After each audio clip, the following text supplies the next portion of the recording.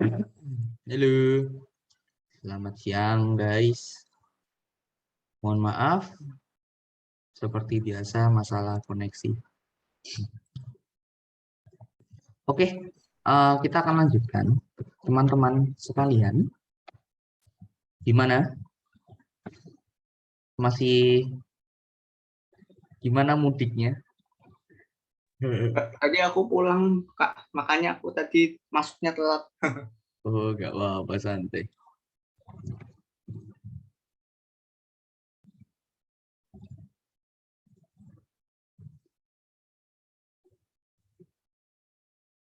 Oke, silakan bisa absen. Sambil absensi, langsung aja kita mulai lagi untuk pembahasan masih ya, momentum sudut.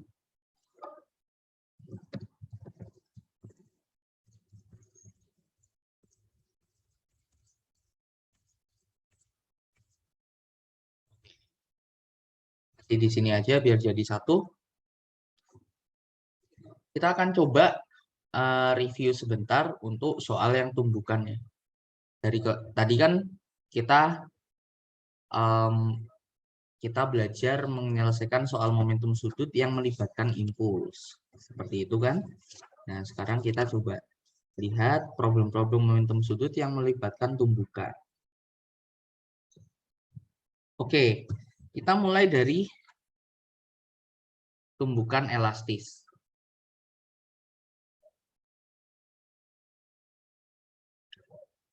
Oke, ini ada batang seperti itu. Masanya M, kecil, panjangnya L, itu ditumbuk. Ini pusat masanya ya, sebentar biar di tengah. Ini di tengah ya. Oke, ini pusat masanya di sini. Terus ada massa M kecil, M besar, dengan kecepatan V, menumbuk batang ini. Oke, kecepatannya V0. Seperti itu pada jarak D. Oke, tumbukannya elastis. Nah, pertanyaannya berapa kecepatan M besar setelah menumbuk? Berapa kecepatan batang setelah tumbukan? Seperti itu. Dan berapa omega batang setelah tumbukan? Oke. Oke, kita coba ya. Cukup jelas? Halo. Jelas ya? Oke, kira-kira dalam hal ini yang kekal apa aja?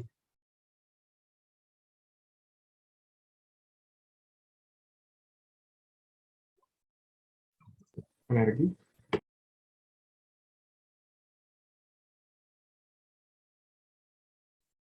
Yang kekal apa aja? Energi. Oke, berarti energinya kekal. Bagaimana persamaan kekekalan energinya? Berarti energi awalnya setengah mv0 kuadrat, gitu ya, sama dengan energi akhirnya. Kita lihat, akhirnya batangnya muter kan? Jadi setengah batang di pusat masanya. Seperti itu, kita ambil tinjauan momentum sudutnya di pusat massa batang, di titik yang bertepatan dengan pusat massa, seperti itu ya, tapi diam, nggak ikut bergerak dengan batang. Oke, momen inersianya terhadap pusat massa 1/12 ya, ml kuadrat, seperti itu, dikalikan omega. Lalu batangnya juga bergerak. Kecepatannya M kecil dikalikan V batang kuadrat. Lalu M besarnya juga bergerak.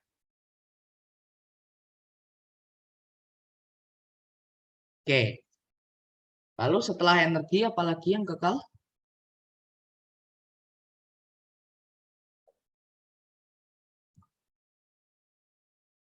Oke. Aku langsung aja ya. Momentum sudut. Momentum sudutnya kekal. Jadi kita tinjau terhadap mana? Oke. Karena kita tinjau terhadap titik diam ya. Jadi dia kekal. Jadi momentum sudut awalnya MV0 dikalikan D sama dengan M besar VM besar dikalikan D. Oke. Lalu ditambahkan dengan momentum sudut batangnya. 1/12 M L kuadrat dikalikan omega. Loh, kenapa nggak ada momentum sudut dari pusat massa batang? Karena titiknya di pusat massa ya. Seperti itu. Oke. Setelah momentum sudut, satu lagi yang kekal adalah momentum linear.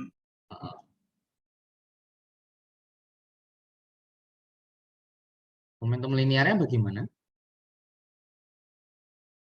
Oke, berarti M dikali V0 sama dengan M kecil dikali VM kecil ditambah M besar dikali VM besar.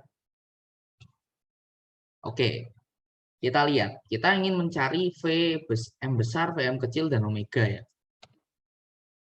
Bagaimana caranya? Ada nggak cara yang paling mudah? Mungkin teman-teman bisa melihat dulu.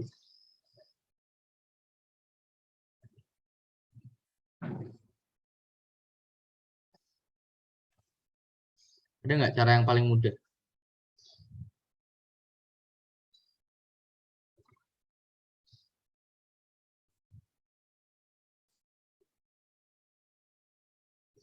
Ini tinggal dieliminasi substitusi. Oke, eliminasi substitusinya kayak gimana? Oke, kita coba lihat ya. Gimana? Masih ada yang kurang ya? Dari ketiga ini? Enggak, kan cuma ada 3 yang diketahui, 3 nggak diketahui, dan 3 yang kita ingin cari ya. Cuma kalau kita lihat, kalau kita substitusi dan eliminasi tanpa arah, akhirnya kita akan menyelesaikan persamaan kuadrat di sini. Tidak menyenangkan ya. Oke, ada caranya. Caranya hampir sama kalau kita menyelesaikan persoalan yang menggunakan momentum. Sama banget. Triknya tuh ya persis-persis sama lah gitu. Enggak pakai ini nggak bisa ini pakai E. Kita lihat caranya tuh gini. Ini kan ada V0, semuanya kita lihat ya. Omega punya hubungan dengan V0 dan VM besar. Ya nggak? VM besar punya hubungan, VM kecil punya hubungan antara V0 dan VM besar. Seperti itu ya. Berarti kita bisa ganti semua yang ada di sini. Gitu kan? Hanya menghasilkan hubungan antara V0 dan VM besar. Nah, kita coba lakukan itu. Jadi dari persamaan satu ini, kita akan tata dulu menjadi seperti ini. Yang punya M besar kita akan kumpulkan di sebelah kiri. Menjadi V0 kuadrat dikurangi VM besar kuadrat. Gitu ya. Lalu yang punya yang sebelah kanan kita kumpulkan. Seperti itu. Ini setengahnya hilang. Jadi 1/12 M L kuadrat omega kuadrat ditambah M kecil VM kecil kuadrat.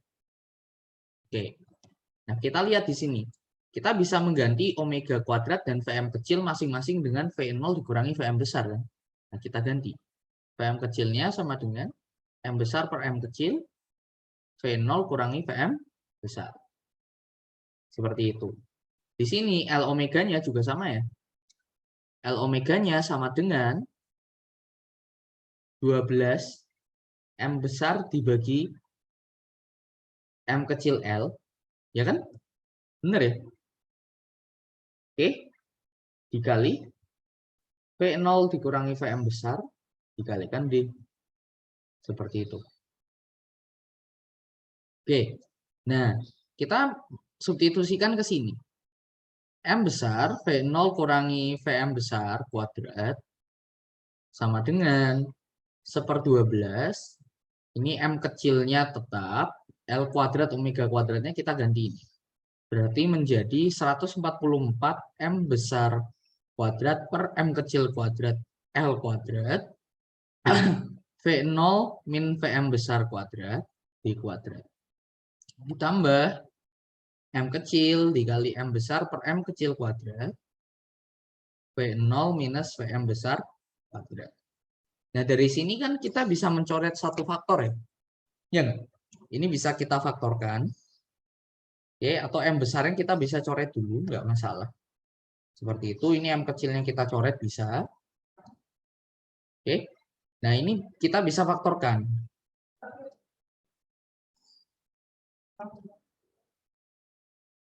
Seperti itu. Ini menjadi 12 M besar per M kecil. Ini V0 minus Vm besar kuadrat, B kuadrat. Ditambah M besar per M kecil, V0 minus Vm besar kuadrat. Ini kita coret. Seperti itu. Jadi kan ada dua solusi ya. Dari hal ini itu ada dua solusi. Solusi yang pertama itu V0 sama dengan Vm besar. Artinya tidak terjadi tumbukan. Ya benar kan? Kalau tidak terjadi tumbukan kan energi, momentum linear, dan momentum sudut semuanya kekal. Nah, solusi yang kedua ini, solusi di mana terjadi tumbukan. Gitu. Oke, setelah seperti ini, kita akan kumpulkan yang punya V0 dan punya Vm besar. Jadinya gimana? Di sini Vm besar, 1 ditambah ini, ya kan? ML kuadrat, ini ada D kuadrat. Terus ditambah lagi ini. Sama dengan V0 12M besar per M kecil L kuadrat. M besar per M kecil dikurangi 1. Bisa langsung ketemu ya Vm besarnya. V0 12M besar per M kecil kuadrat. Ini D ya, maaf. Oke, ditambah M besar per M kecil kurangi 1. Dibagi ini. 12 M besar D kuadrat per M kecil L kuadrat plus M besar per M kecil. Oke. Omeganya bagaimana? Kita masukkan ke sini. Gitu. Hasilnya apa kira-kira? Ada yang bisa nebak nggak? Hasilnya kira-kira? Halo. Ini jadi minus kan? Ini tetap minus. Ini jadi plus. Nambahin yang depan kan? Ya nggak? Terus ininya minus. Gitu ya? Iya. Atau enggak? Enggak ya, karena ini naik dulu. Iya. Ini kan naik. Oke, ini jadi plus, yang lainnya ngurangin. Ya enggak?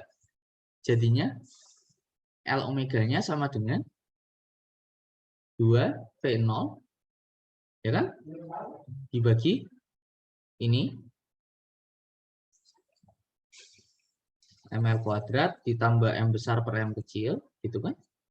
Lalu dikalikan depannya. 12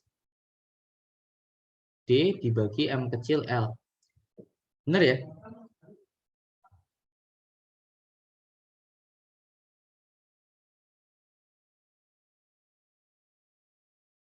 Oke.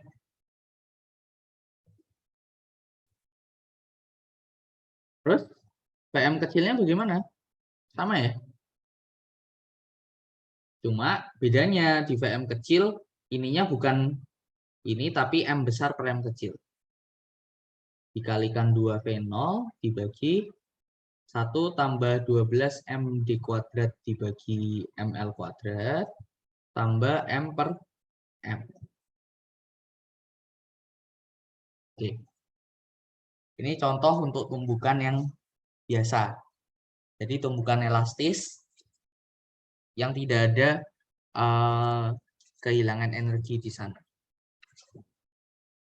Mungkin ada yang mau ditanyakan?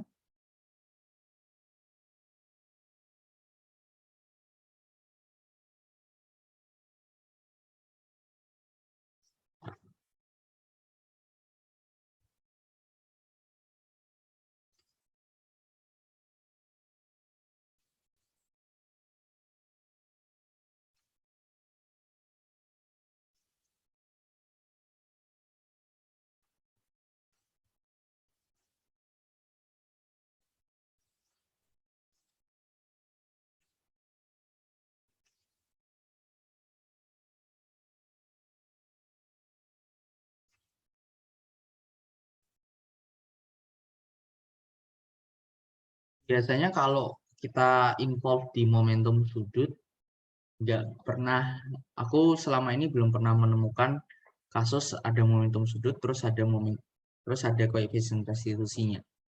Tuh, seperti itu. Itu terjadi di tumbukan linear gitu. Koefisien restitusi itu didefinisikan di tumbukan linear. Tapi ada juga mungkin soal-soal OSP ya, yang seperti ini. Numbuk gitu ya. Ini mempunyai koefisien restitusi E. Kayak gitu kan. Nah, kalau kayak gini, yang mempunyai koefisien restitusi itu kan bola dan lantainya ya. Jadi kita nggak bisa tinjau satu sistem dia, numbuk gitu. Kita tinjaunya sistem bola ini. Nanti akan ada impuls sudut kayak gitu. Nah, munculnya dari sana. Sejauh aku belajar gitu sih. Belum pernah nemuin koefisien restitusi tumbukan ini E gitu. Berapa kecepatan akhirnya. Karena di sini ada variabel sudutnya. Variabel kecepatan sudut. Dan kalau kita lihat di sini tidak bisa tidak menemukan hal yang sama ya. Seperti yang ada di itu ya. Di apa tuh? Momentum linear. Kayak gitu. Jarang sih ada yang koefisien restitusi sampai wow gitu. Oke, mungkin kayak gitu teman-teman. Mas Giordano.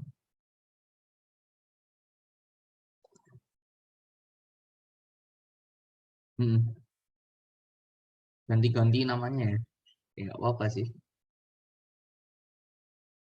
Jarang ada kasus koefisien restitusi di momentum sudut. Biasanya tuh momentum sudut tuh malah yang aneh-aneh gitu. Maksudnya kasusnya nanti tidak kita bayangkan gitu loh guys.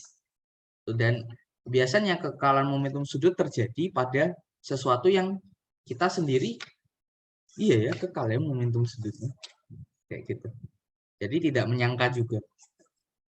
Oke. Kira-kira gitu.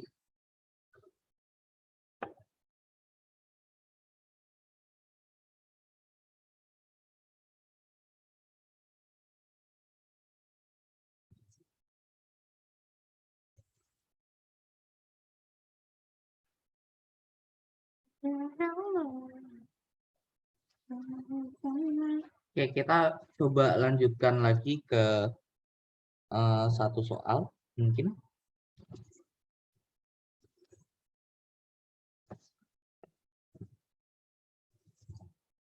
Mana ya? Bentar. Mau yang susah apa yang gampang?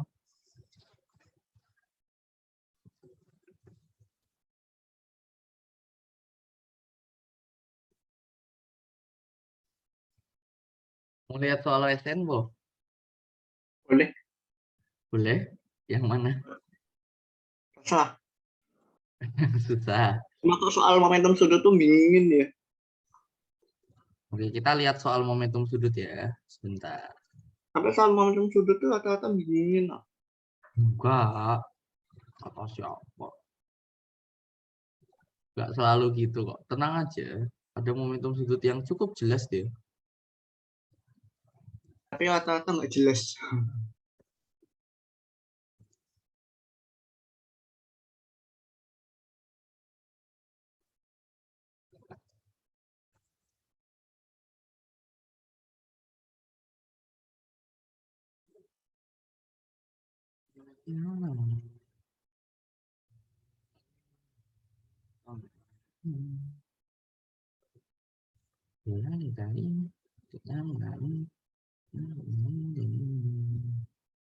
Gimana ya guys? Bentar. Wow.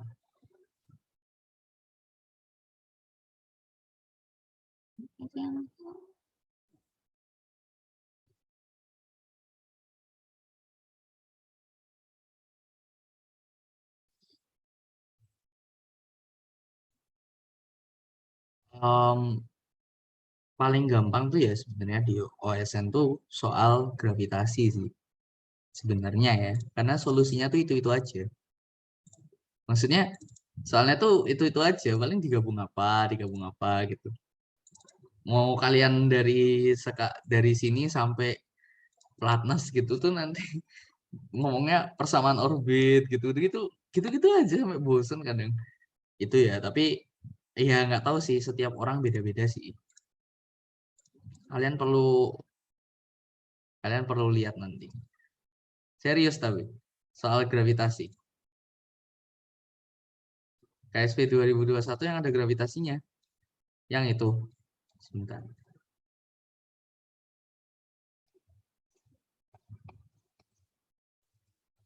Kalau yang momentum sudut banget tuh soal nomor 3 tahun 2020 yang CVT itu gunain momentum sudut banget, dan itu emang dinamika kinematika rotasi plus momentum sudut. Idenya sih kayak gitu. Sama yang nomor 5 tahun 2020. Jadi soal KSN nomor 5 tahun 2020 ini malah ini ya, General L. Kalian lihat gambarnya aja bingung kan, dari sini, dan dari sana gitu kan. Dan ini emang General L dan dia akan osilasi di arah Z. Gitu. Oke, kalau 2021 coba kita lihat. Sebentar ya. KSP apa KSN ya? KSP ya? Yang mana, Mas? Ini. Itu apa, KSP atau KSN itu? KSP. Ini. Salah satu lagi. Ya. Ini. Oh, ini emang nggak jelas sih. Oke, meski potensial betul. Oh, kita harus belajar gravitasi dulu loh. Coba sebentar, KSN 2021 ada nggak ya? Ini dia. Kalau ini yang KSN juga ada gravitasinya ya, menyebalkan sekali.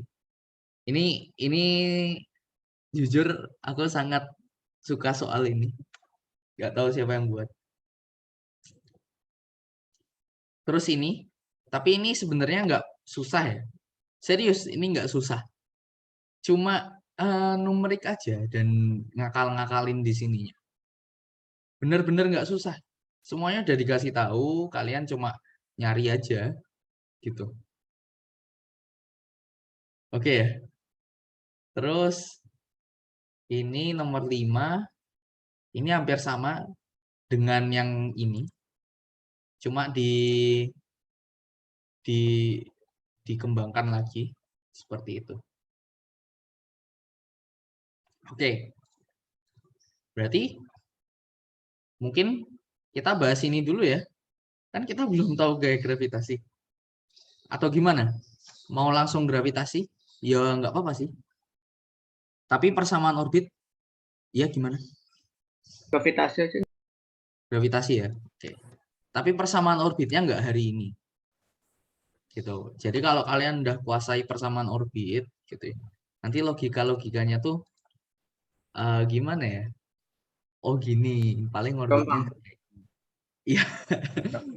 Karena tuh gravitasi ya, solusinya gravitasi itu cuma ada, sekarang gini ya, semua gerakan planet itu cuma ada 4 solusi. Gitu. Kalau nggak lingkaran ya elips, kalau nggak elips parabola, kalau nggak parabola ya hiperbola. Itu.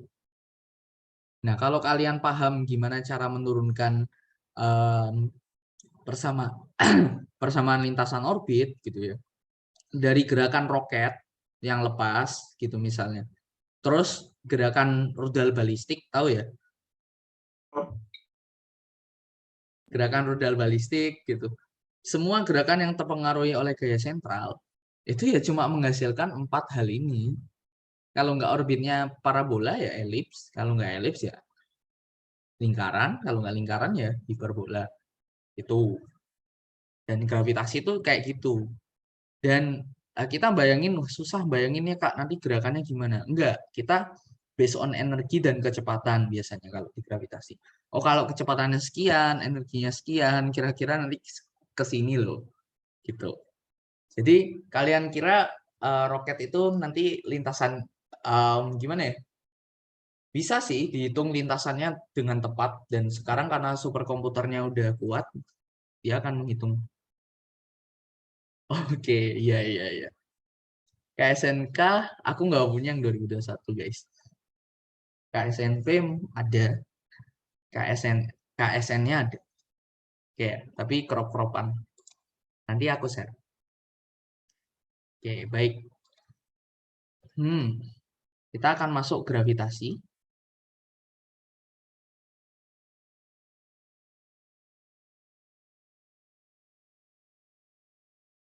Tapi aku nggak masuk persamaan orbit ya untuk hari ini, karena cukup berat topik persamaan orbit.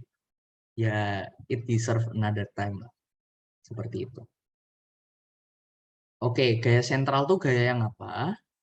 Gaya sentral itu gaya yang, jadi gini, dia adalah salah satu jenis gaya konservatif ya. Dan perilakunya itu, gayanya itu menuju pusat. Seperti itu. Makanya dia dinamakan gaya sentral. Gayanya itu menuju pusat sesuatu. Misalnya kalau bumi ya pusat bumi. Kalau muatan ya pusatnya muatan. Kayak gitu. Dan lain-lain. Oke, itu glimpse untuk gaya sentral. Mungkin besok kita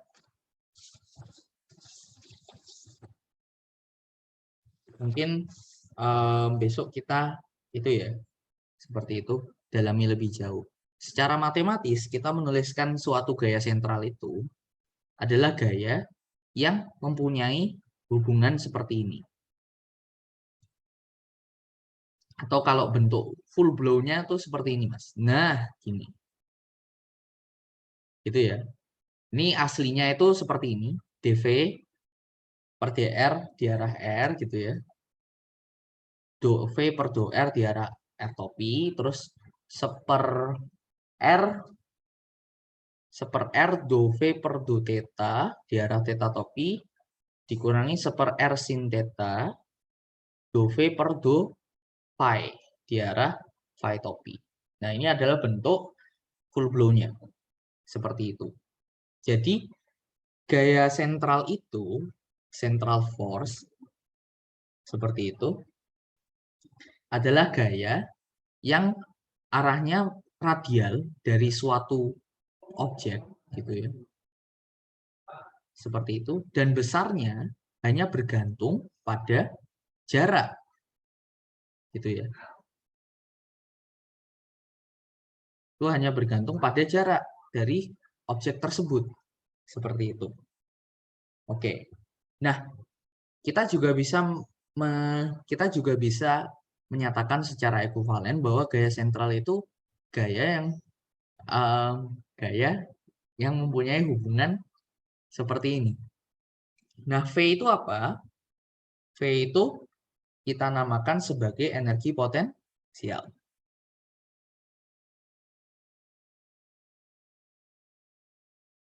Jadi kalau kalian ketemu gaya, gitu ya. Jadi kalau kalian ketemu energi potensial, terus kalian turunkan terhadap posisi, kok jadinya gaya gitu. Nah, ini gaya sentral. Oke, seperti itu. Oke, nah gaya sentral ini nggak banyak ya. Hanya ada beberapa. Yang paling terkenal ya gravitasi, terus listrik, satu lagi, apa? Pegas juga bisa, pegas. Oke, kira-kira itu. Seperti itu. Oke, nah kenapa ini dikelompokkan sendiri gitu ya? Oke, satu, mereka itu sederhana. In nature mereka tuh sangat sederhana. Kelihatannya kita akan deal dengan mereka sangat susah sekali ya. Ada 3 arah dan ini akan ada gerakan di 3 dimensi seperti itu. Oke. Nah, kedua. Ya pegas tuh gaya sentral. Kenapa? Ya pegas tuh gaya sentral. Ya bisa lah. Gitu, tapi jarang. Kita biasanya meninjau 2 ini. Oke. Nah, yang kedua dia itu dia itu mudah untuk kita kerjakan. Kenapa? Kita bayangkan ya. Kalau kita mengerjakan suatu gaya yang tidak sentral dalam sistem yang 3 dimensi, maka kita harus consider gerakan di masing-masing aksisnya. Iya enggak? Kita coba lihat momentum sudut. Ya kan? Kita harus consider gerakan dalam rotasi dalam masing-masing aksis. Belum translasinya. Itu kan? Itu bukan hal yang mudah gitu.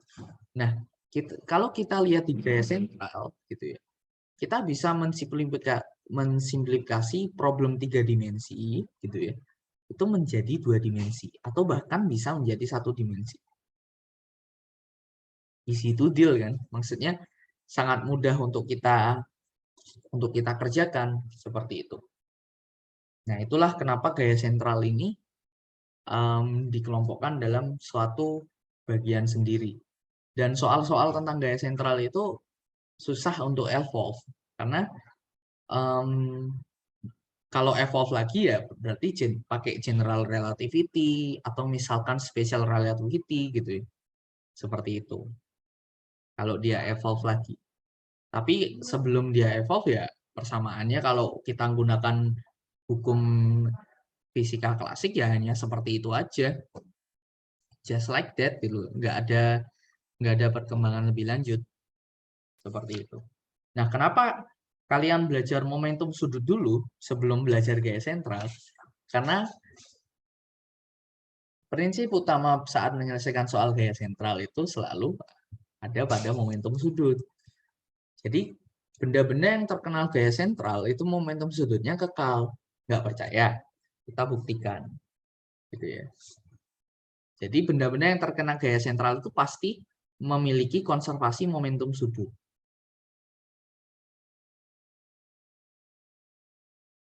Gimana konservasinya?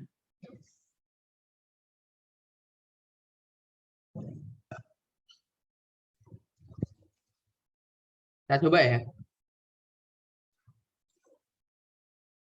Kita tahu momentum sudut itu kan R cross P. Ya kan? Seperti itu. Oke. Nah, kita lihat DL per DT-nya bagaimana sekarang. Kalau gayanya gaya sentral.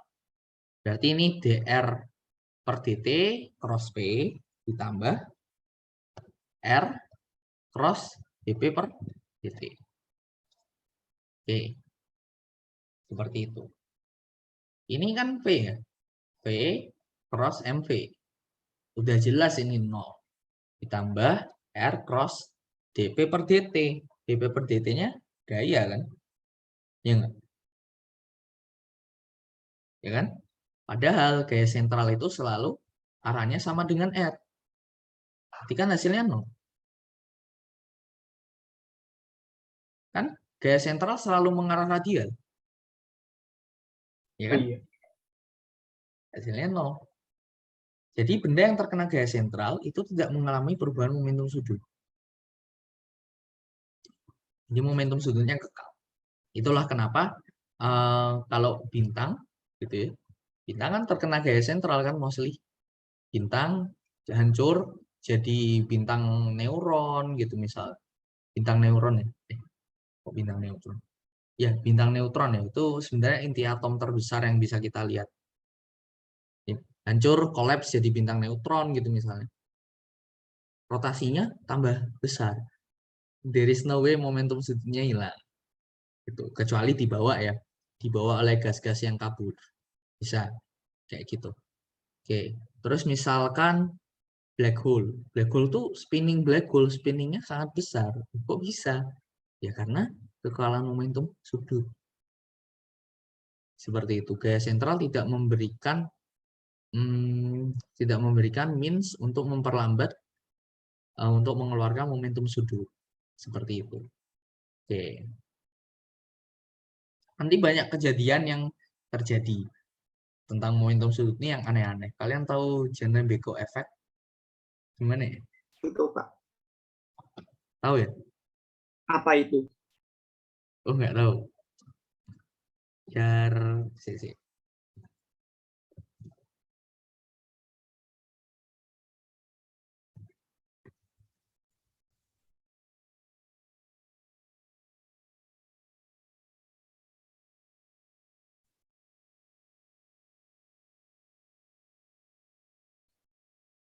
Seperti itu. Nanti ada banyak efek lagi.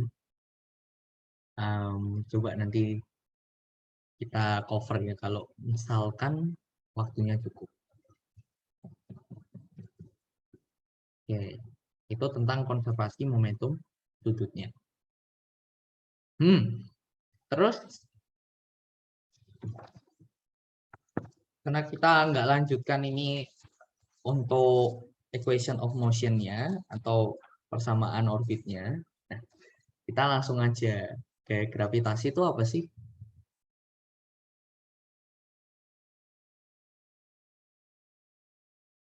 Itu ya. Nah, Newton ini hanya menjelaskan menghitung gaya gravitasinya aja. Jadi, gaya gravitasi didefinisikan oleh Newton sebagai G besar, M kecil, dibagi R kuadrat. Seperti itu. Oke, arahnya kemana? Arahnya itu radial ya. Seperti itu. Jadi radial masuk. Seperti itu. Nah, aku mau tanya sekarang. Kira-kira kalau kita cari gaya gravitasi di dalam bumi, apakah nilainya masih sama? Beda dong, Kak. Beda. Berapa?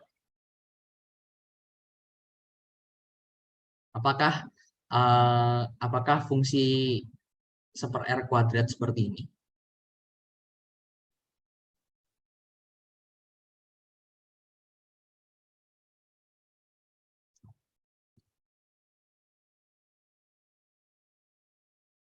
Kalian bisa coba hitung loh ya. Kayak aku kasih tahu. Oke, jangan ditiru ya tapi. Kalau kalian penasaran, gitu, kalian nggak percaya dengan apa yang aku ucapkan nanti, kalian bisa coba hitung. Aku kasih tahu cara ngitungnya. Rumusnya kan ini ya kan? Kalian hitung dulu, misalkan kontribusi. Oke, kalau paling mudah kan,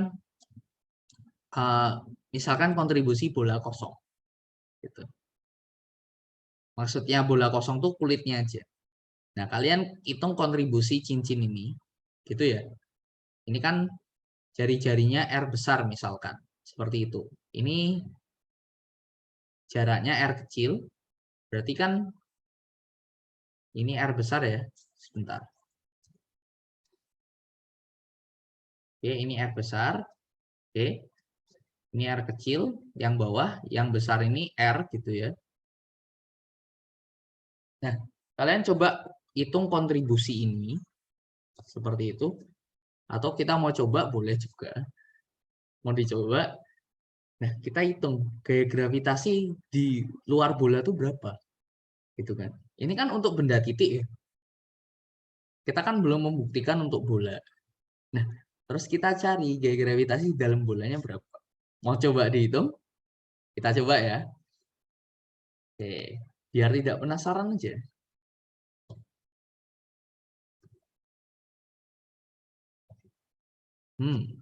Kita akan coba hitung gaya gravitasinya. Oke, ini jaraknya R kecil. Di sini jari-jarinya R besar. Aku akan pakai elemen cincin ya. Jadi aku akan misalkan ini kulit bola dulu. Nanti kalian boleh kembangkan, kalian pakai elemennya bukan cincin, jangan cincin gitu.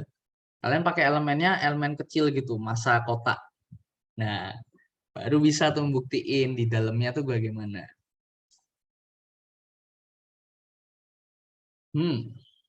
Oke, seperti itu. Terus ini R kecil. Kayak gini.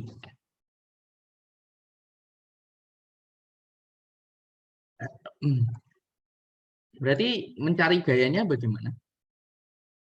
Kira-kira bisa nggak? Menurut kalian? Halo? Bingung ya? Satu-satu ya? Ya kan? Berarti ini elemennya kan DM. Seperti itu. Berarti gaya gravitasi dari elemen tersebut sama dengan G besar, seperti itu, dikali massa ini kan tetap M ya. Tahap seperti itu dikali ini elemen ini luasnya berapa? Seperti itu kan?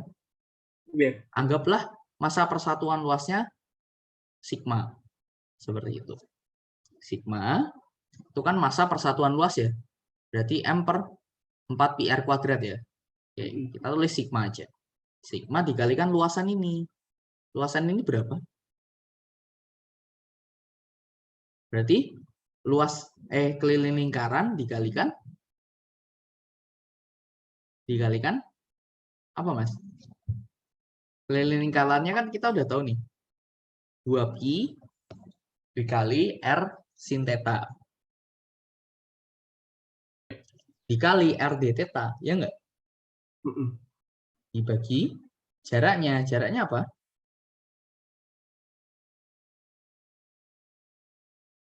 Jaraknya R kuadrat ditambah R kecil kuadrat dikurangi 2 R kecil R besar cos theta. Ya kan? Satuan kosin. Kenapa? Satuan kosinus. Hah? Nggak apa itu Ya. jawabnya. Hukum Iya. kosinus ya? Iya, iya. Terus ini kan baru Kak, ya. mau nanya nih, yang 2 Heeh. pi R sin theta R d theta itu bisa dijabarin lagi nggak, Kak? Saya masih nggak paham. Oke, ini kan panjangnya kita lihat ini kan kita ambil elemen cincin ya. Ya kan? Berarti kan panjang ini, panjang yang melingkar ini, Mas. Ini kan panjangnya 2 pi R sin theta kan? Ya enggak?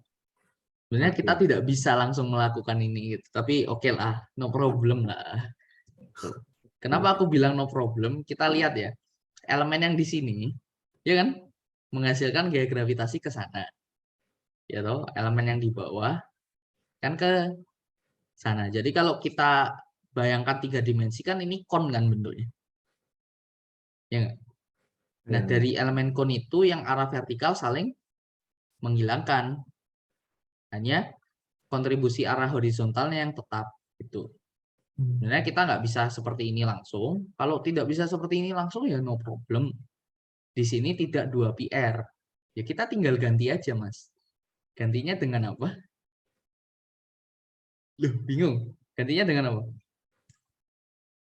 Jadi kan ada 2 ya. Oke, aku tunjukkan yang full blow ya. Tapi take it with a grain of salt. Oke, kita instead of ring gini, kita ambil partisi yang kecil seperti ini, Mas. Oke, kebayang ya partisi ini? Baik. Jadi Kebayang ya? sampel. Di sampel. Oke. Sekarang aku tanya, ini kan kalau kita stretch, kalau kita buka kan kotak ya? Ya kan? Nah, untuk mencari luasan kotak ini kan kita perlu panjangnya berapa, lebarnya berapa. Panjangnya berapa? Kalau kita lanjutkan, ini kan seperti cincin ya, ya kan? Berarti kan panjangnya seperti keliling lingkaran ini kan? Oke, tapi kita cuma butuh keliling yang besarnya dphi. Ini sudut dphi kan? Bener ya? Berarti ini R dikali dphi.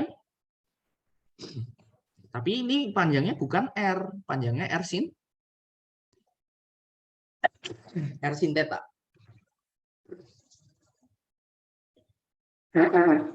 Oke. Terus di arah lebarnya. Lebarnya itu kan gerakan R ini kan, Mas? Ya nggak?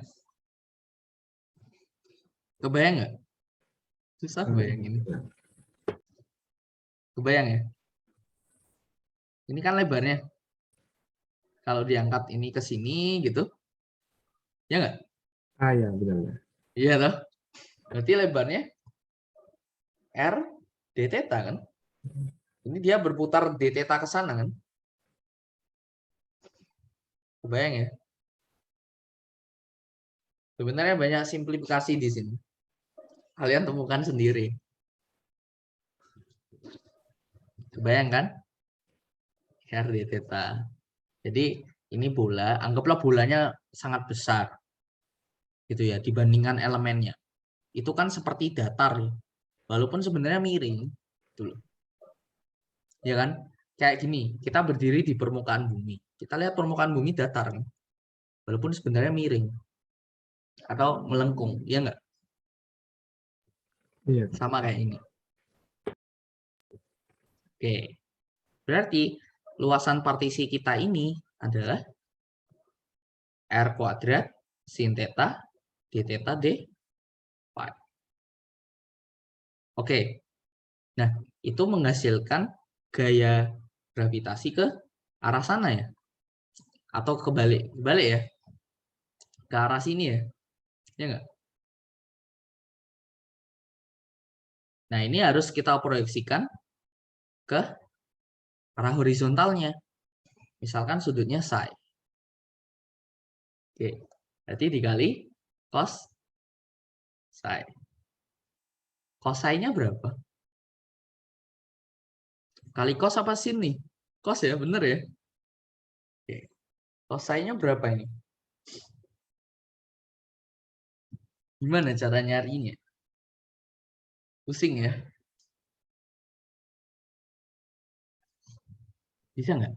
Oh iya, R kecil per R per R yang itu Kak, yang tegak lurus. Kan ini nanti jadi tegak lurus sama lingkarannya. Jadi Hmm? yang R bagus itu per R kecil. R jarak dari pusat lingkaran ke M kecil. Gitu. Gimana? Ini, gitu? Bukan yang radiusnya itu Kak. Radius R Ya. besar itu. Ini 90 kan? Yakin? Enggak tuh. 90. Enggak Oh kan? itu bukan intersect ya? Bukan ya? Intersect. Enggak, no. Maksudnya tegak lurus sama Loh, lingkaran. yang di sini enggak 90 tuh. Yang di sini enggak. Ini kan kita ambil elemen umum.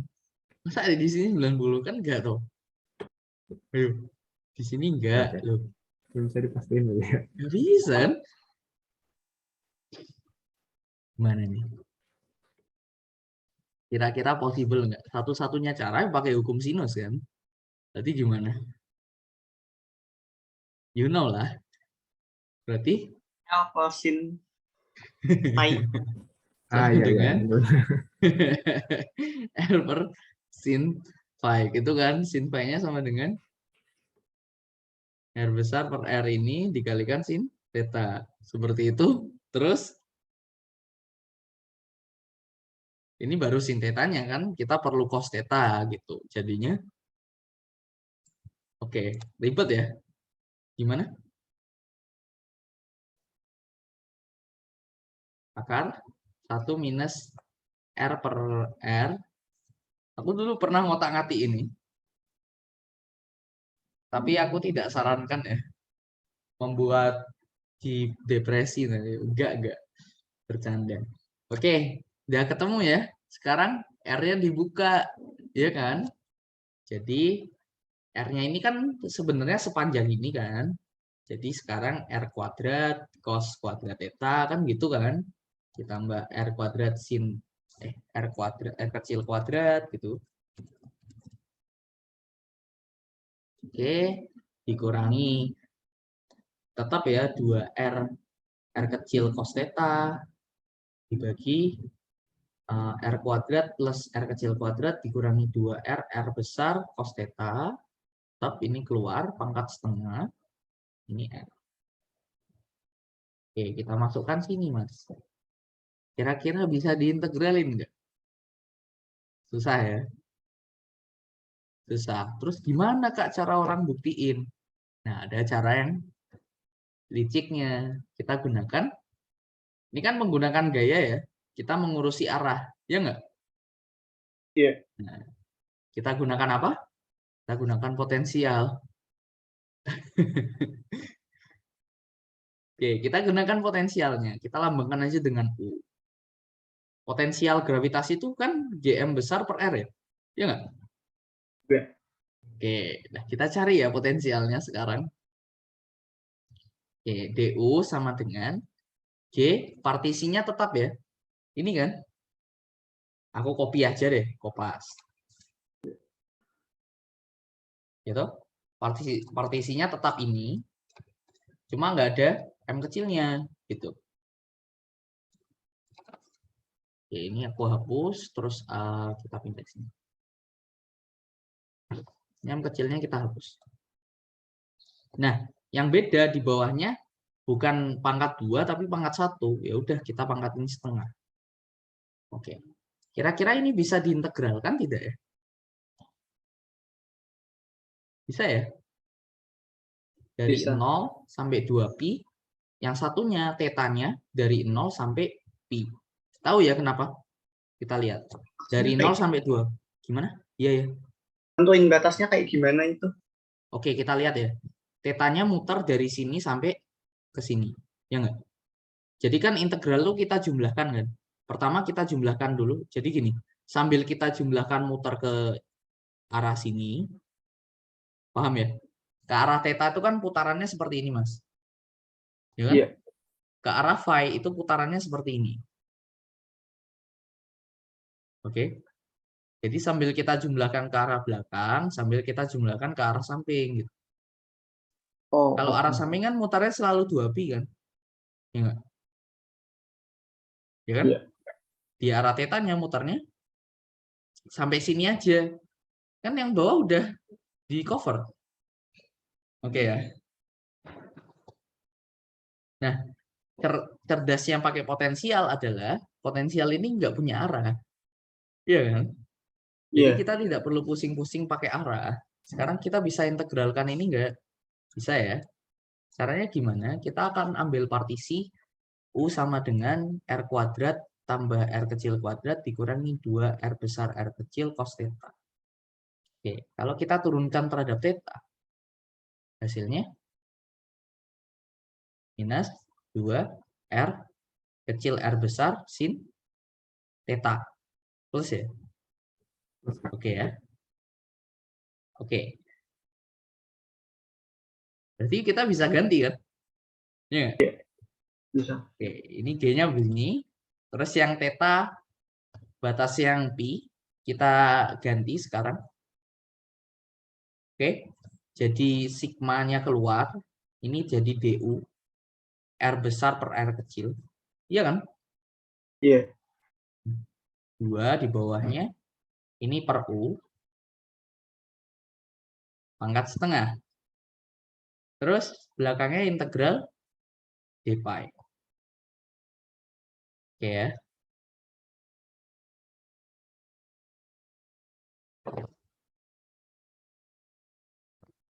Baik.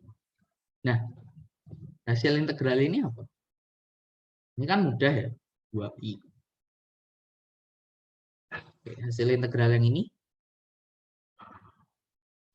integral du per u pangkat setengah hasilnya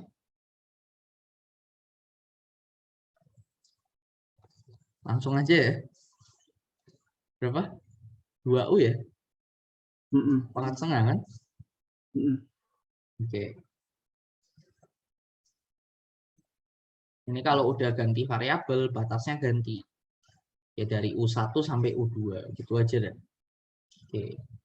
Ini U kecil ya. Banyak sekali U-nya.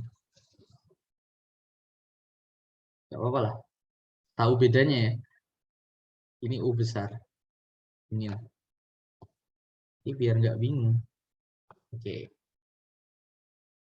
Nah, ini kita akan pecah lagi menjadi seperti ini.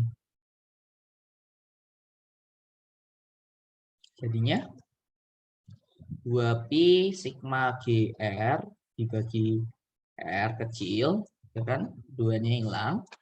Ini menjadi R plus R kecil kurangi 2R besar R kecil cos theta. Oke, batasnya dari 0 sampai pi. Oke ya. Kita lihat sekarang. Kalau ininya pi, jadinya gimana? 2pi sigma GR per R kecil. Ini menjadi R besar tambah R kecil kurangi. Kalau pi kan plus ya. Seperti itu. Ya nggak? Minus ya.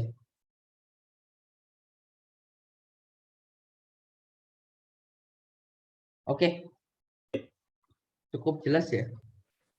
Jelas, Kak. Nah, ini ada dua kasus. Kasus pertama kalau R lebih besar dari R besar. Jadinya gimana?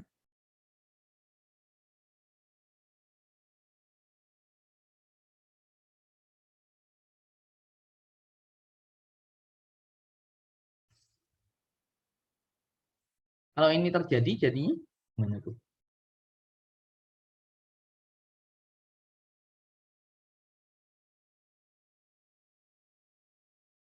Ini kan sebenarnya bisa kita ubah menjadi bentuk seperti ini ya. Oke, aku ubah dulu lah. Ini menjadi R besar tambah R kecil kuadrat dikurangi R besar tambah kurangi R kecil kuadrat. Gitu ya. Nah, kalau seperti ini berarti gimana? Kalau R besar, kalau R kecilnya lebih besar dari R besar, berarti kan bendanya di luar ya Mas ya? Iya nggak? Iya. Seharusnya potensialnya seper R kan?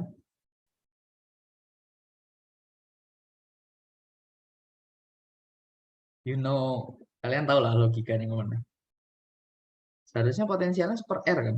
Bener nggak? Atau aku salah? Sebentar. Bener ya? Oke.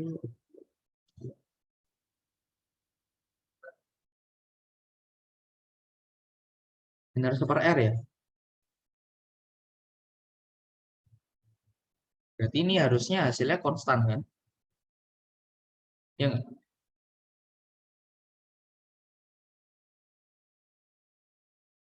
Halo? Iya. Gimana tuh biar hasilnya konstan?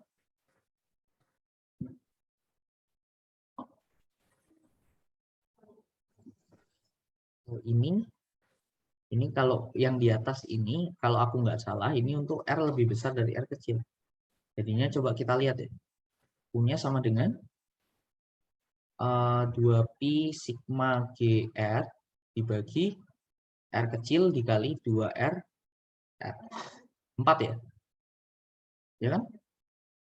Jadinya 2pi sigma G besar R dibagi R kuadrat dikali 4. Oke. Berarti 4pi R kuadrat dikali 2 sigma G. Itu. Oke. Kalau misalnya yang kayak gini, maka ini dibalik. Kayak gitu. Oke. Bisa nggak ya? Harusnya bisa sih. Ini dibalik. Coba kita lihat. Ini sebenarnya bisa dikurangin. Seperti itu. Ini ditambah terus dikurang. Jadi 2pi dikali sigma GR dibagi R. Ini jadinya, coba kita ya. Ini tambah ini 2R ya. Ya kan? Terus ini kurang ini. Jadinya apa?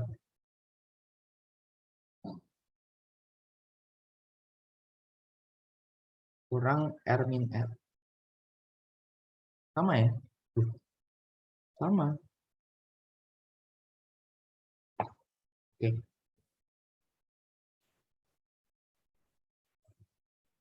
Oh iya. Kalau lebih kecil kan 0. Lupa. Iya ya, benar. Oke. Kalau R-nya lebih kecil daripada R, seperti itu ya. R kecilnya ini lebih kecil daripada R, maka potensialnya itu kan konstan ya. Iya nggak? Karena kan di dalamnya kosong. Jadi emang harusnya hasilnya hasilnya itu konstan seperti itu. Oke, tapi kita coba aja kira-kira kayak gini. Nah, ini cara mencari, menurut kalian nanti cara nyari gayanya bagaimana? Kita gunakan definisi yang tadi, kayak gitu. Jadi potensialnya kita turunkan terhadap posisi. Kira-kira kayak gitu. Oke, kita turunkan terhadap posisi, nah kita dapatkan apa? Tapi aku ragu, ini soalnya apa ya? Ini soalnya salah dimensinya. Kita coba trace back ya. Oh, itu di U-nya, Kak. Di habis Kenapa? integral. Gimana? Integralnya itu. Kan Hah? harusnya akar dari R plus R min 2R plus R. Oh ya, ini akar ya? Hmm. Oke, sip. Jadi ini akar. Oke. Nah, di sini makanya aku bilang ada dua kemungkinan ya ampun. Kalau ini akar kan berarti seperti ini ya Mas ya. Ya kan? Nah, bisa jadi dia kayak gini. Ya kan? Bisa jadi dia kayak gini. Ini tetap R plus R. Terus ini plus R min R. Paham ya? Ya nggak? Bisa jadi dia kayak gini, hasilnya konstan. Ini hasilnya berapa? 2R kan, konstan kan? Benar ya? Bisa jadi dia kayak gini, Mas. Yang ini hasilnya ada 2pi sigma GR dikali R. Ini R-nya ditambahkan kan? Dibagi R. Kebayang nggak? Halo?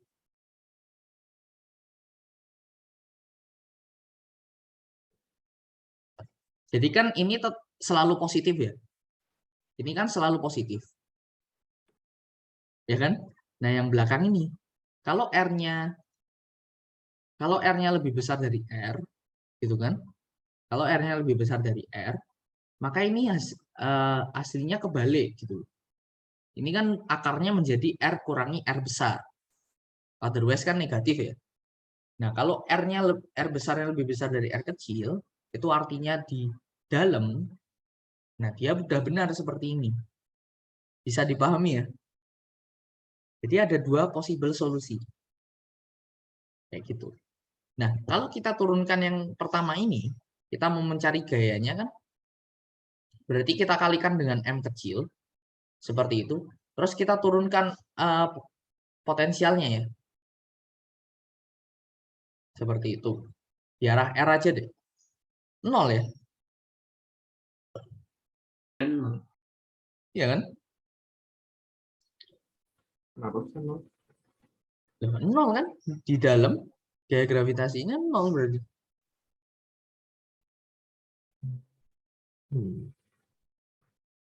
Jadi kalau kita di dalam bumi, gitu ya.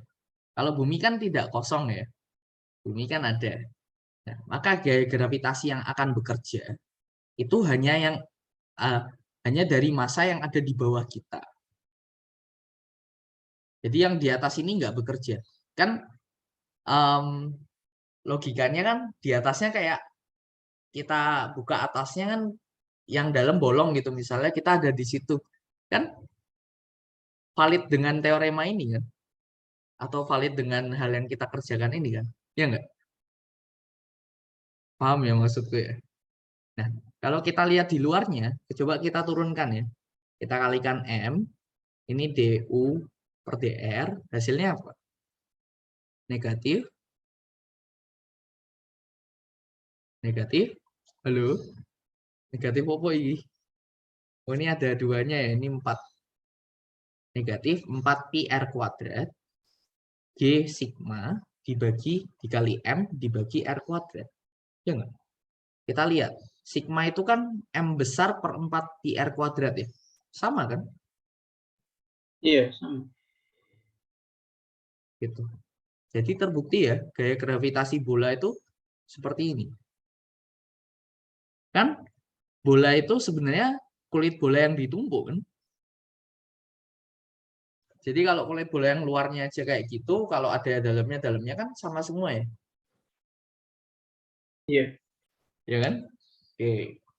Nah, jadinya kalau kalian disuruh ngitung berapa gravitasi di dalam bumi, di jarak R kecil dalam bumi gitu ya. Kalian cukup menghitung gaya gravitasi akibat planet yang gitu ya, akibat bagian bumi yang jari-jarinya R kecil kayak gitu. Kenapa? Karena yang dia jari-jari di antara R besar dan R kecil ini itu tidak memberikan kontribusi gaya gravitasi ke kalian. Kan kita udah buktikan kan di sini. Kalau kita pertebal ininya kan berarti masih berlaku untuk semuanya kan? Paham ya maksudku ya? Kayak gitu. Itu tentang gaya gravitasi. Ini nanti kalian akan pelajari di elektrostatis. Ini namanya hukum Gauss. Tapi nggak ada hukum Gauss untuk gravitasi. Ya, tapi kalian setidaknya dapatlah. Gitu. Mungkin ada yang mau ditanyain dulu.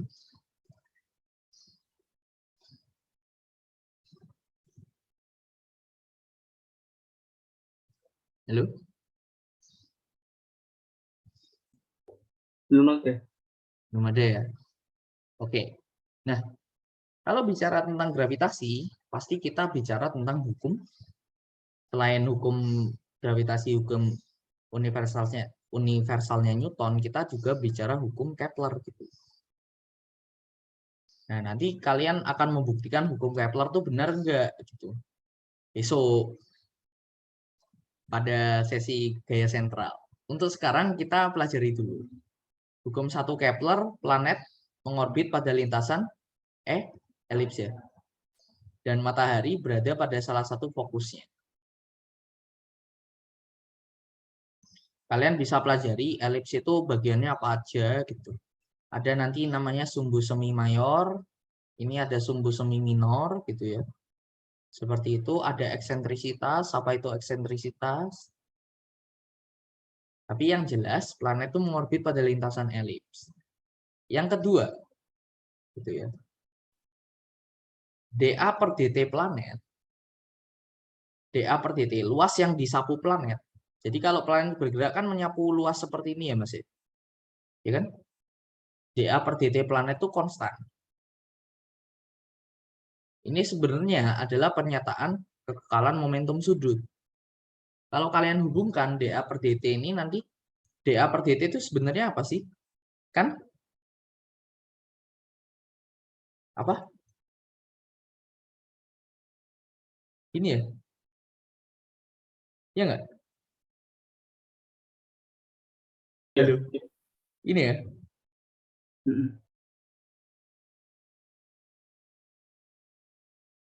Enggak ya? dA per dt itu apa? Areanya ini sama dengan R d theta ya? Ya nggak? Areanya ini. Ya kan?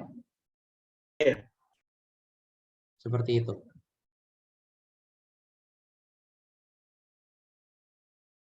Itu sama dengan dA. Berarti dA per dt kan sama dengan R d theta per dt ya. D theta per dt itu apa? Theta dot kan? Ya nggak? R theta dot itu kan L per M ya?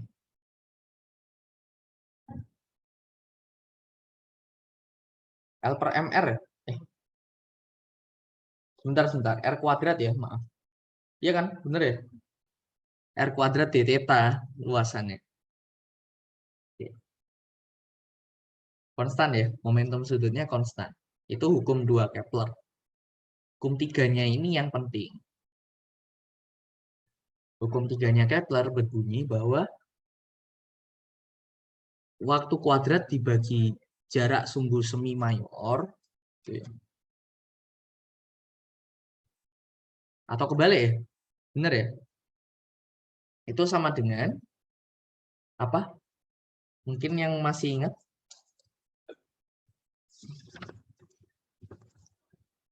Halo? Sama dengan apa? Iya, iya, Mas. Enggak apa-apa, santai.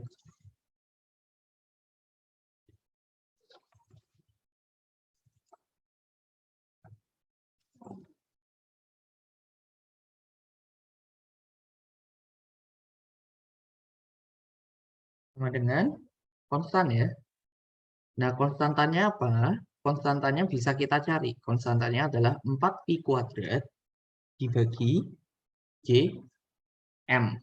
M ini bisa massa bumi atau ini sebenarnya adalah massa benda yang dikelilingi. Nah, dengan hukum Kepler ini aja kita udah bisa ngerjain soal KSNP. Kita coba ya. Oke, ini soal yang mudah dulu lah. Ini cuma pakai hukum Kepler.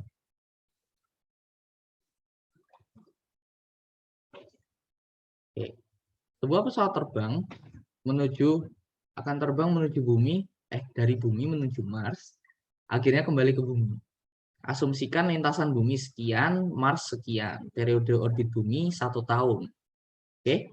Pesawat tersebut bergerak karena pengaruh gravitasi matahari dengan lintasan berbentuk tangensial terhadap masing-masing orbit. Oke.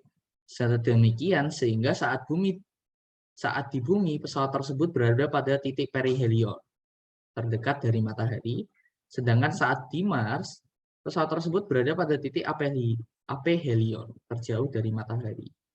Asumsikan bahwa pengaruh pesawat terhadap gerak bumi saat tepat meninggalkan atau tepat tiba di bumi diabaikan. Demikian juga pengaruh pesawat terhadap gerak Mars. Asumsikan bahwa jari-jari ukuran bumi maupun Mars diabaikan jika dibandingkan dengan jarak kedua planet ke matahari. Tentukan waktu yang dibutuhkan pesawat untuk pergi dari bumi ke Mars. Oke, berarti plannya gimana ini, Mas? Ini matahari, ya kan? Ini bumi, ini Mars. Ini plannya gimana? Mungkin ada yang nangkep?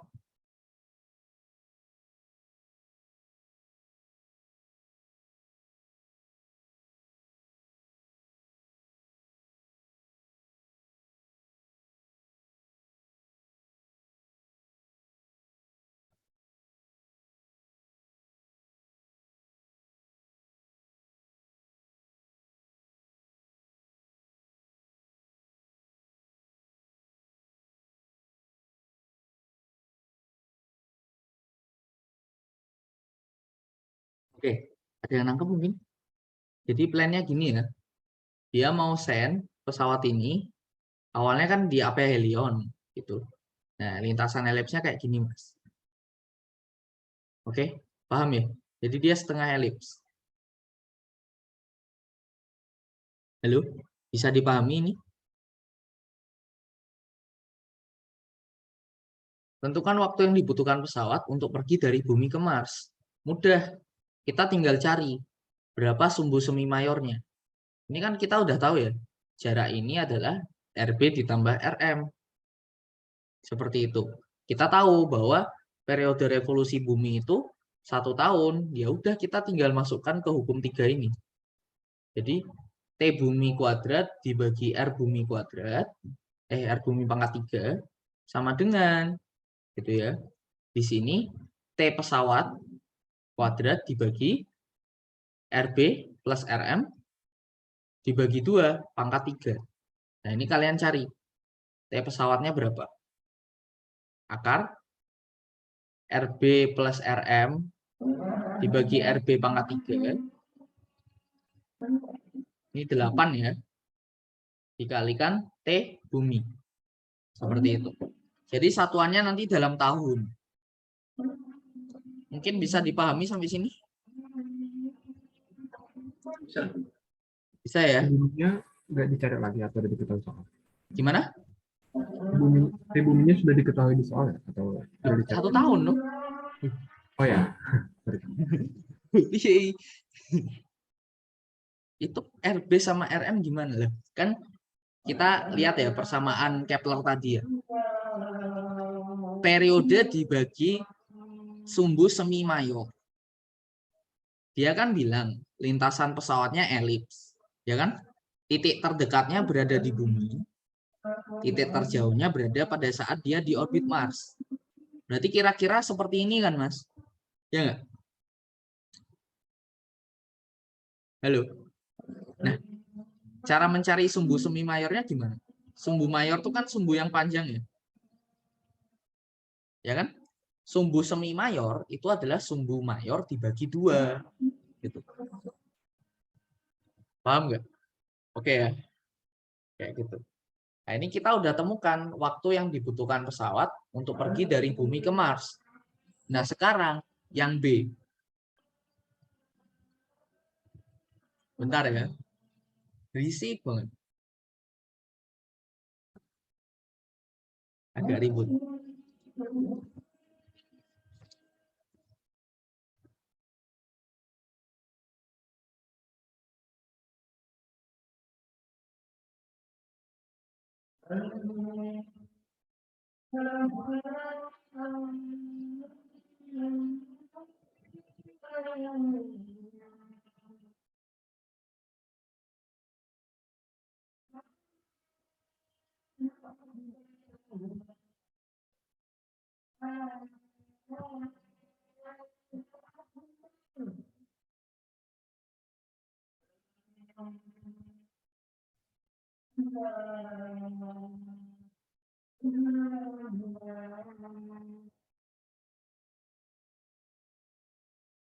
Oke, ini mungkin bisa dihitung dulu.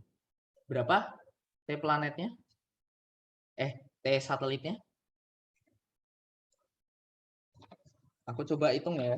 Bentar, kalkulatorku di mana ini?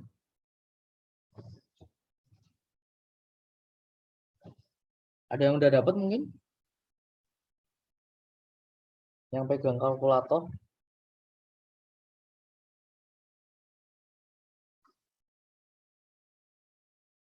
Oke. Ini menjadi akar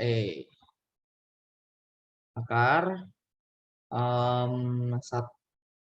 1,52 plus 1 langsung aja lah 2,52 pangkat 3 seperti itu dibagi 8 seperti itu dikali 1 berarti sekitar 1,414 tahun gitu ya. Oke, itu satu periodenya. Ini hanya butuh setengah, ya udah dibagi 2. Berarti 0,7 173246 tahun. Itu adalah waktu yang dibutuhkan seperti itu pesawat untuk pergi dari bumi ke Mars. Oke, bisa dipahami ya? Halo.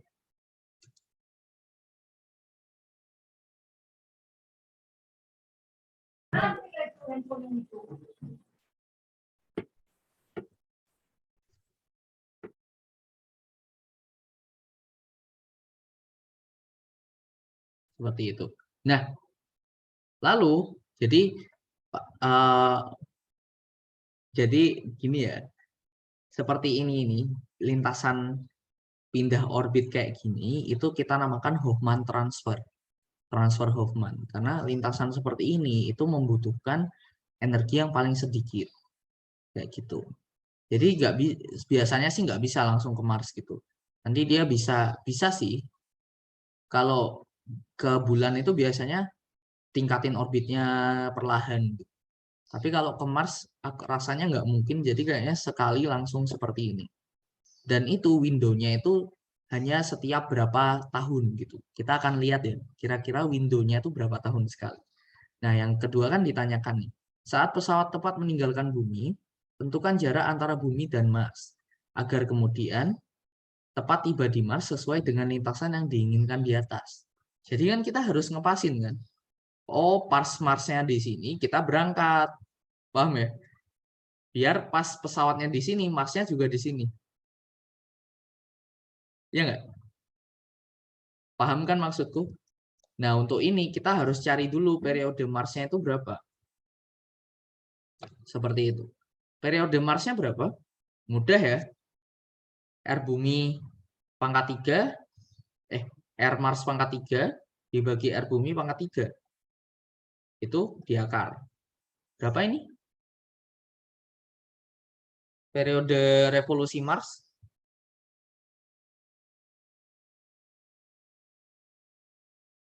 Berapa, Mas? 1,52 pangkat 3 dibagi 1. 1,87398 tahun. Gitu ya. Oke. Jadi 1,87 tahun. Seperti itu. Nah, delta T-nya ini membutuhkan 0,707 tahun. Paham ya maksudku? Halo? Paham. Paham ya? Nah, sekarang di mana posisi Marsnya? Nah, kita cari sudutnya, Mas. Seperti itu. Ini kan matahari. Ini bumi. Ini Mars. Oke.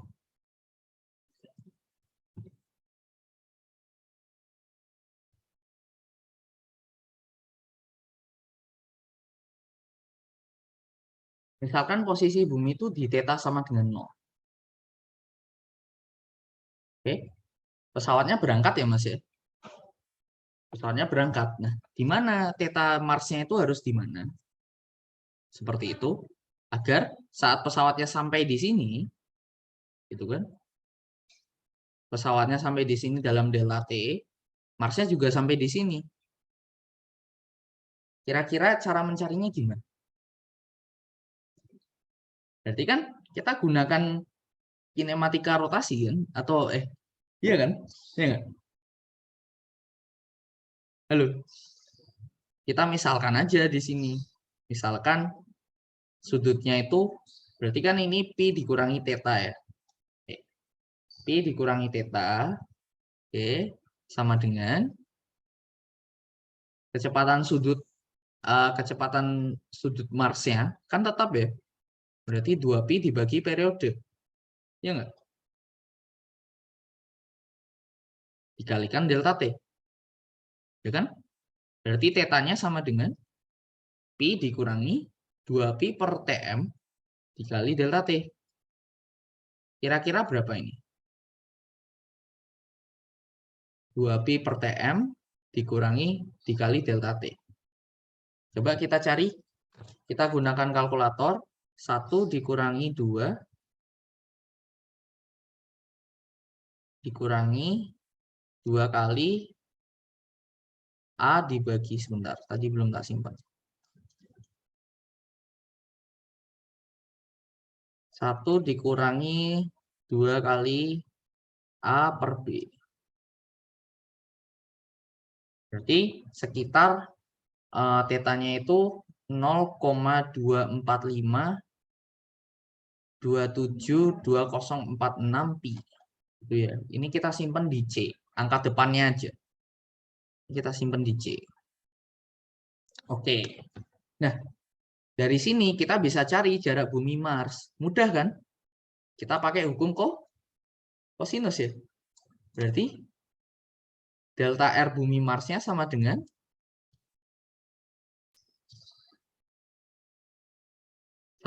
akar R bumi kuadrat ditambah R Mars kuadrat, kan gitu, dikurangi 2 R bumi R Mars dikali cos theta. Ya kita masukkan, Mas. Oke, R buminya 1 ya. Berarti akar 1 tambah 1,52 kuadrat dikurangi 2 kali 1,52 dikali cos. Kita masukkan nilainya itu. 0,245 pi. Nah, hasilnya dari kalkulator aja. Akar 1 tambah 1,52 kuadrat kurangi 2 kali 1,52 kali cos C dikali pi. Sebentar, ini masih dalam derajat, Ding. Jadi jangan lupa ya, kalau kayak gini diganti radian ya. Kalau ini kan tadi nggak apa-apa, kita belum pakai cos dan sinus dan kosinus. Halo? Iya. 2 kali 1,52 kali cos C kali Pi.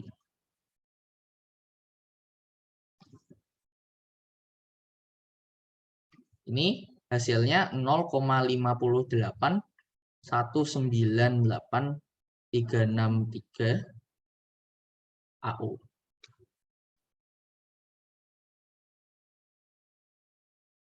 Kebayang nggak? Halo? Bayang ya? Gitu.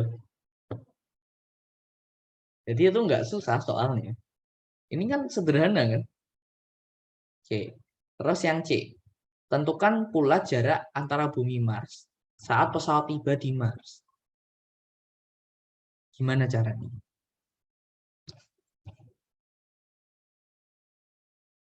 Jadi kan saat berangkat di sini ya Mas.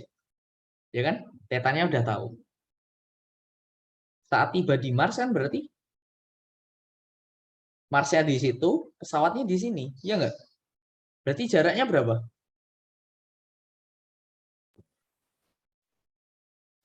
Dua koma lima? Iya tuh. Iya. Udah ya.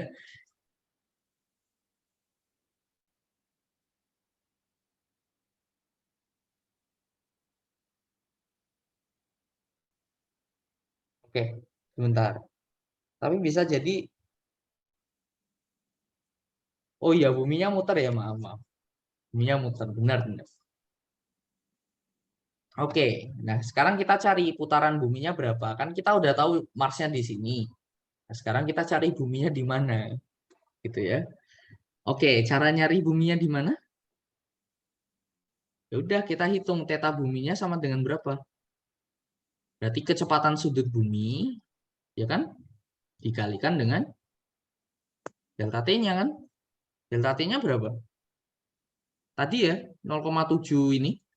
Ya udah A dikali 2. Seperti itu dibagi TB. TB-nya 1 kan? Berarti 1,4143649 pi. Oke, buminya ada di sini. Marsnya ada di pi. Ya enggak? Ini kan titik 0 tadi.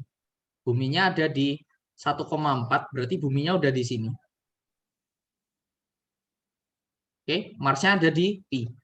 Paham ya? Kayak gitu. Nah, kita cari jaraknya berapa. Delta R absennya sama dengan, masih sama kan? Sudutnya, berarti R bumi kuadrat tambah R Mars kuadrat dikurangi 2 R Mars R bumi dikali cos. Sekarang theta bumi dikurangi theta Mars. Paham ya? Sebenarnya tadi ya, cuma theta buminya kan 0. Nah, theta Marsnya kan pi. Berarti ini 0,4 doang gitu. No problem. Jadi ini kita simpan di D. Oke. Jadinya 1 tambah 1 kuadrat dikurangi 2 kali 1,52 kali cos D kurangi 1 dikali pi. Aku sarankan kalau perhitungan panjang kayak gini kalian pakai simpan-simpan ya. Oke? Paham ya? Halo. Berarti sekitar di sini, Mas. 1,58183676 AU. Loh kok besar, Kak? Iya. Karena buminya itu 1,4 pi kan? Iya nggak? Hampir 1,5 kan? Buminya tuh hampir di sini. Kalau kita gambar dengan benar ya. Buminya tuh hampir di sini. Halo, kelihatan ya? Kelihatan. Buminya tuh hampir kayak gini. Cukup jauh ya, ya kan?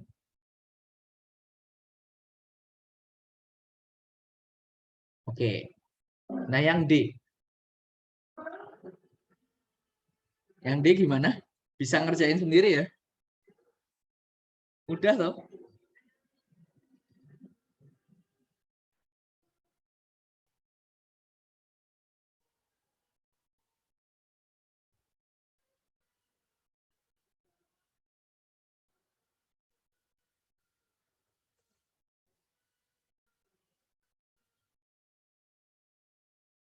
Oke, udah ya. Maksudku bisa dipahami ya. Yang D mungkin bisa dikerjain sendiri. Halo? Ketika pesawat meninggalkan Mars, pesawat tersebut perlu menunggu sejumlah waktu tertentu. Nah, ini yang kita namakan dengan apa itu namanya? Window. Window-nya tuh berapa bulan. Dia harus nunggu berapa waktu kayak gitu. Coba kita lihat ya. Ketika pesawatnya ingin meninggalkan Mars, kita harus nunggu agar ngepasin lagi kan? Paham ya maksudku? Agar hal ini bisa terjadi lagi. Nah, minimal tuh nunggu berapa tahun gitu. Kira-kira kebayang nggak gimana caranya?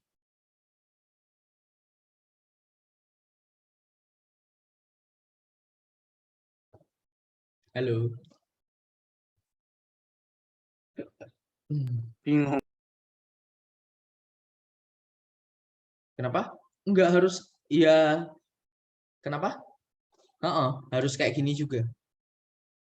Jadi pas ngelepasin nggak harus garis lurus. Kita lihat ya, pas ngelepasin dia tuh nggak harus garis lurus. Marsnya di mana, buminya di mana pas ngelepasin. Tapi akhirnya pesawatnya tuh harus ketemu Mars. Paham nggak maksudku? Ini kan ini tuh cuma gambarannya. Kira-kira orbitnya kayak gini. Tapi kan bumi, Mars sama pesawatnya semuanya gerak. Gitu. Oke ya. Kan pesawatnya itu butuh waktu delta T untuk pindah orbit dari bumi ke Mars ataupun sebaliknya. Gitu ya. Seperti itu. Sementara kecepatan sudut Marsnya itu omega Mars itu kan 2pi per T Mars. Omega bumi 2pi per T bumi. Itu ya. Nah, sekarang Marsnya itu posisi Mars sekarang itu ada di sudut pi.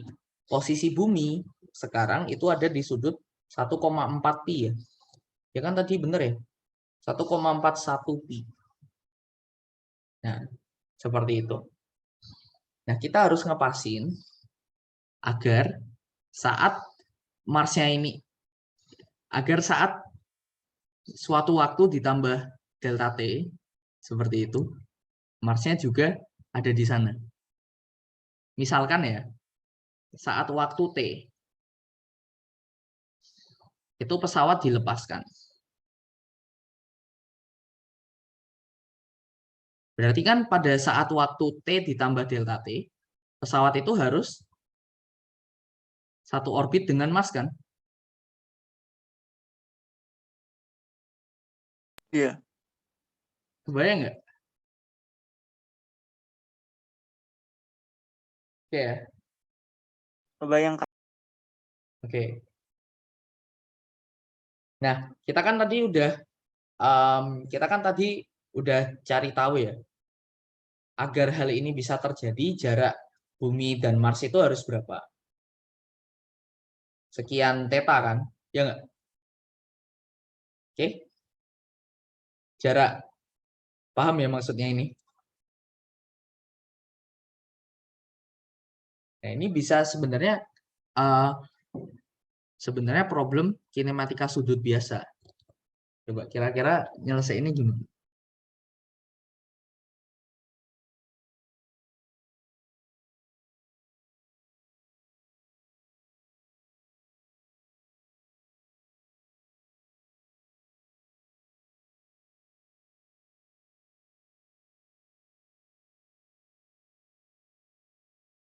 Berarti kan kita harus cari waktu, ya kan?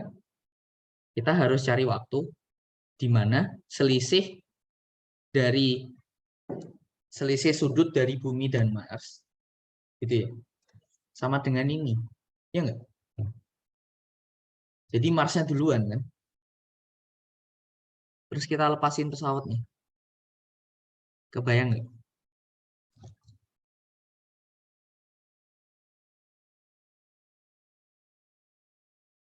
Halo. Jadi Iya. kita harus cari waktu saat selisih dari theta bumi. Theta bumi kan sekarang sama dengan theta bumi sekarang misalkan sama dengan omega bumi dikali T ditambah theta 0 bumi. Iya, theta Mars, omega Mars dikali T ditambah theta 0 Mars. Itu kan? Ya enggak?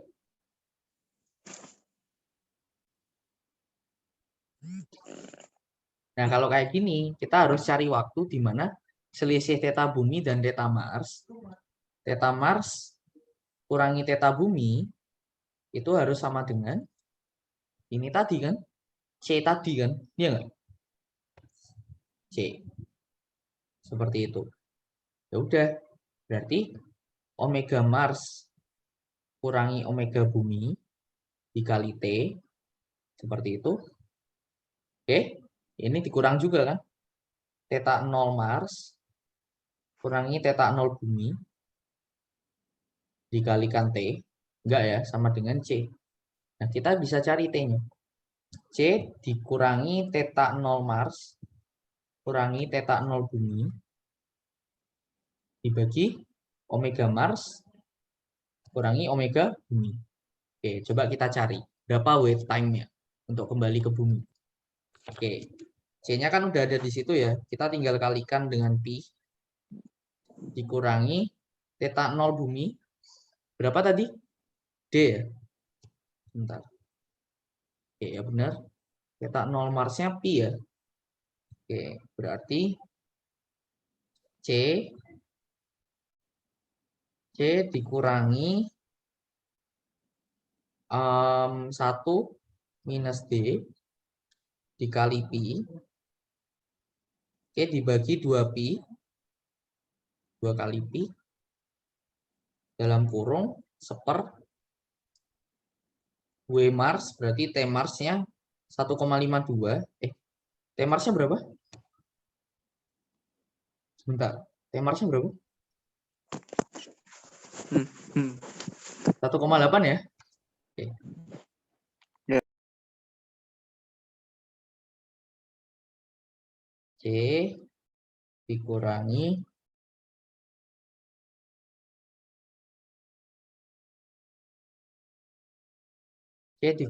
ini ya. Sebentar. Omega 0 Mars kurangi omega 0 bumi. Oke.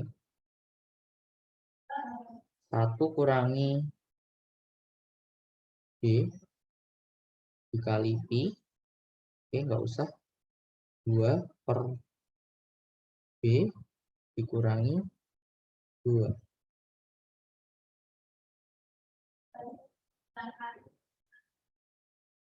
Oke. Ini ketemunya negatif. Berarti ada yang salah.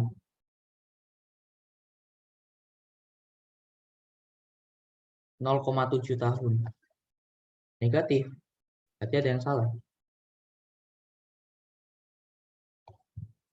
Oke, gimana nih?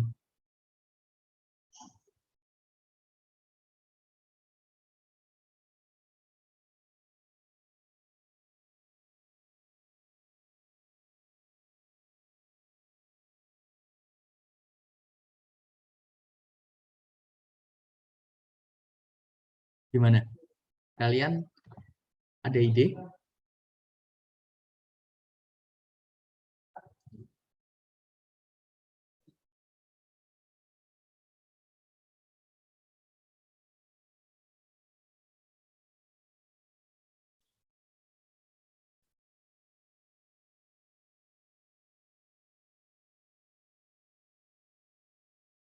Halo, ada ide?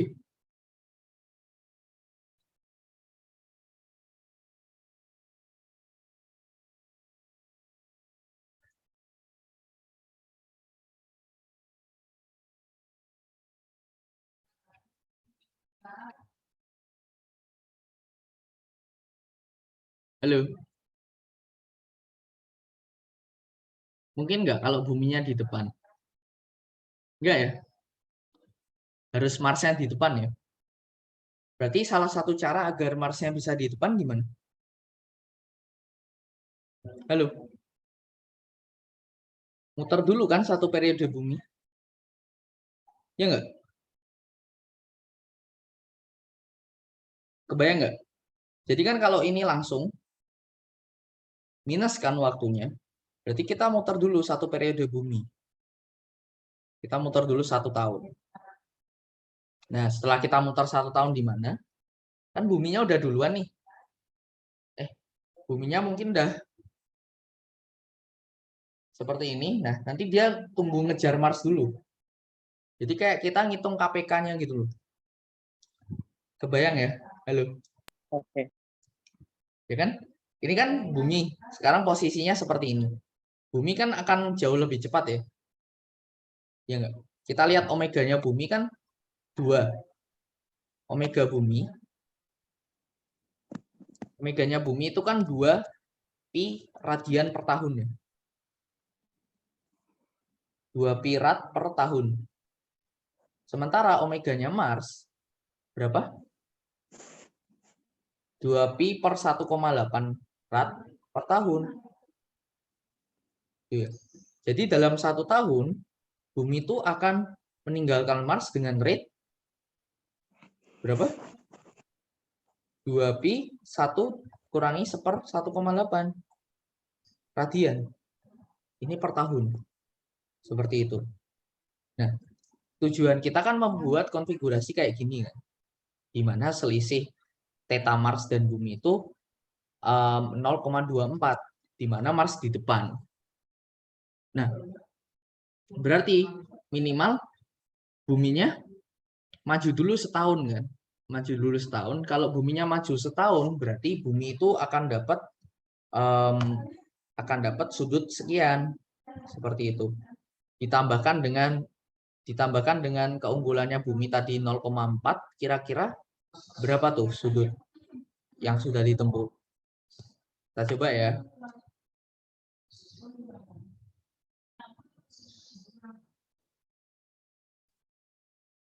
Halo, kebayang ya?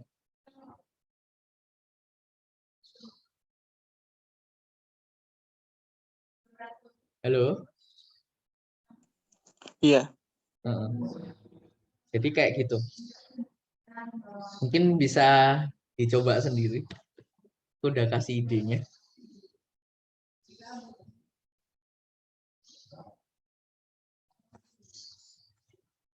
Oke. Jadi selisih gerakannya sekian, gitu ya. Selisih sudut awalnya sekian. Seperti itu.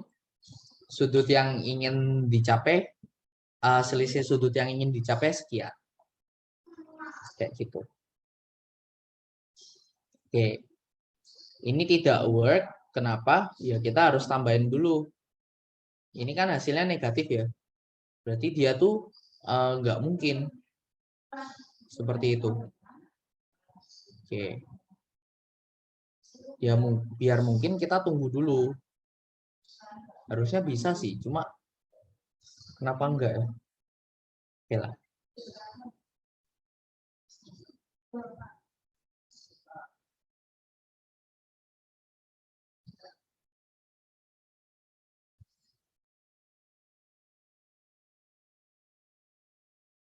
Bentar. Theta Marsnya 1 ya?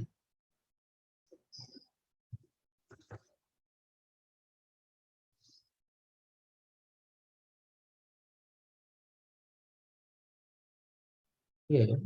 Benar deh. Oke. No problem.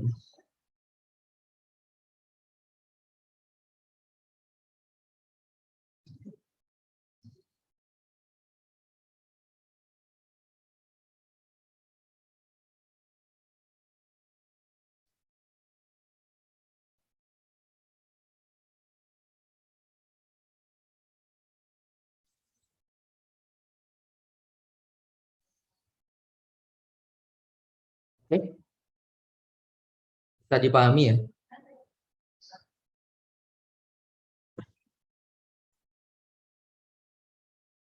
Baik.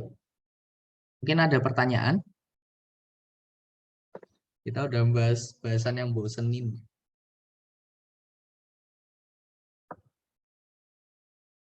Oke.